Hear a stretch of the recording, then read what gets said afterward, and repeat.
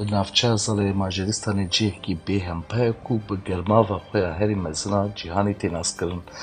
Ev germav ne tenê bi mezeneya xwe, lê di heman demê de bi ava xwe ya şifayî û dîroka xwe ya dewlemend jî navdar e.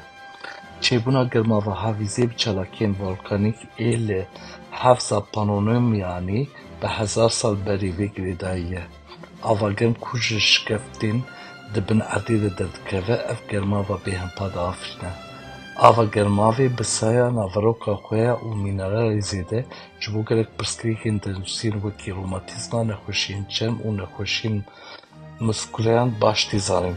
Ava şikayê hevesê bi tevahî dîrokê de bala gelek şaristaniyek kişandiye. Ev heremkirî navberdekê giran ji bo tenduristiyê. Ji serdema Romayên vir ve havê ji bo kesên ku dixwazin ji hêza başkirina ava germ sûd werbigirin bûyî cihekî popüler. Di sedema navîn de malbata Kralê Macar ava termal havzê kevş kir û li vir qesrek çêkir. Îro haviz bi tesîsên xwe yên modern, bi bedêwiyên xwe xwezayî, navendekî geştiya li tenduristiyê ye.